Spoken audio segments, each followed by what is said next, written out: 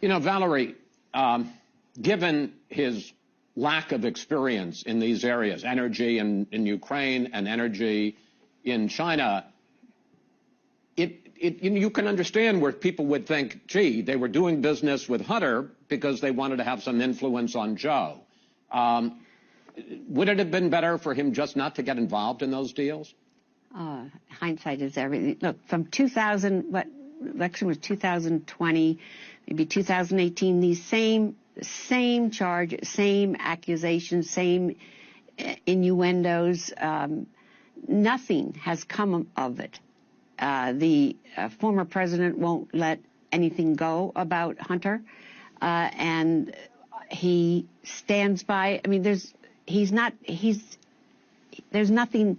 There's no there, and they will continue whatever they're investigating now, and hopefully it will be put to rest. I don't know how long this, the other guys will drag it out, but there's nothing new.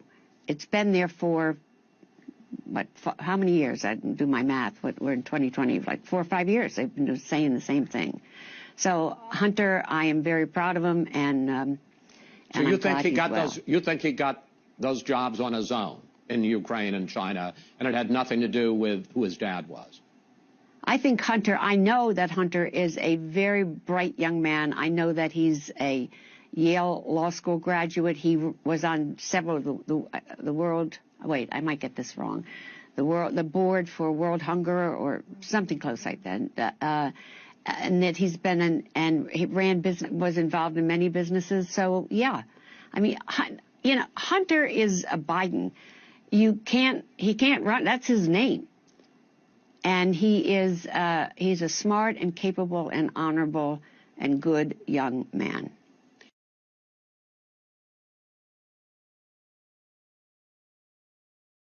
This particular worldview for what it is. I think it's really interesting, even the whole definition of racism that they propagate. They frame the definition of racism in a way for them to never be able to be racist.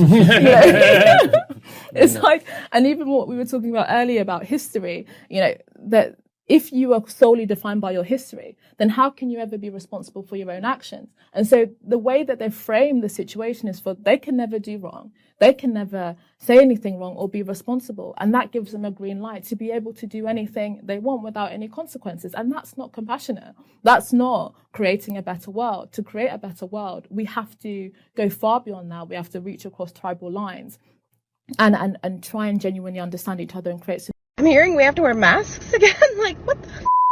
Like, I'm so sick of the same people f***ing everything up for all of us. Like, first you guys elect Trump, and it's like, thank you very much for that. And then you guys were like, oh, sweet, let's light tiki torches and be openly racist again. And then you guys were like, global pandemic, fake news, let's make this way harder than it has to be. And then you guys were like, maybe you guys might have been right about climate change, but it's really too late to do anything about it, so f*** it. And then you guys were like, life-saving vaccine? The government's trying to kill us, and you guys are too stupid to take it. And now I gotta wear a fucking mask again? TikTok just seems like a place for people with serious mental problems. I like how she lumped everybody in together there also. Who is you guys? So everybody who voted for Trump is a tiki torch carrying white supremacist who also rejects vaccines. Also, if she's really worried about wearing a mask, don't. No, it seems like you're the one who's trying to foist something on somebody else. Why isn't it the fault of your politicians who are cramming down mask men? I wake up every morning super angry at the world and pretty much everyone in it. And even though I live alone with my cats, I make sure to immediately put on my mask and then to immediately put on my other mask. Then I put a mask on my dog to protect him from the pandemic of the unvaccinated. After that, I eat my vegan breakfast, making sure to pull up my mask between every single bite before moving on to CNN's website so I'll know what I'm supposed to believe today. And then on to a quick prayer to Lord Fauci, the God of science, because there is no real God. And then I go onto social media, where I immediately get triggered because Joe Rogan, a white man with an opinion, is still allowed to be on Spotify.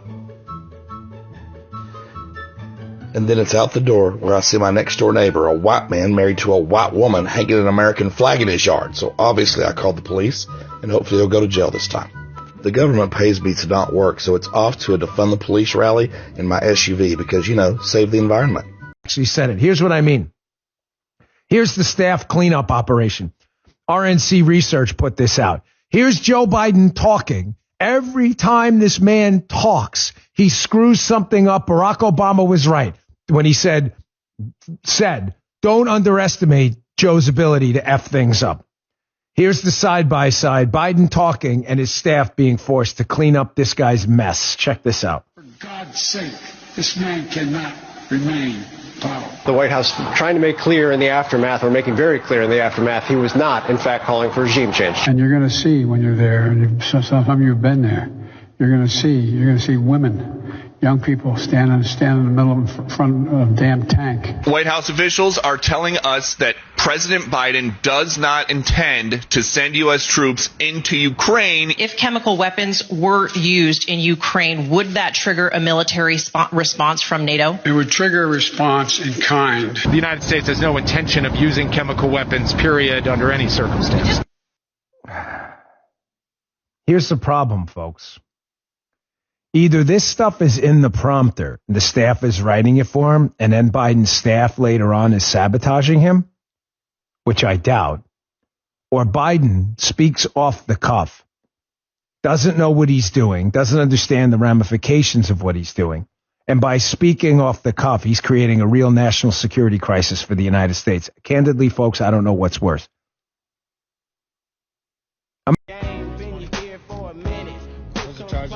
For electric cars. Behind that fence is massive diesel generators to power those electric charging stations. So in all reality, you green people, you still need your diesel to charge your car. I only ask that you take this matter seriously. The only matter I do not take seriously, boy, is you. Your politics bore me. Demeanor is that of a pouty child.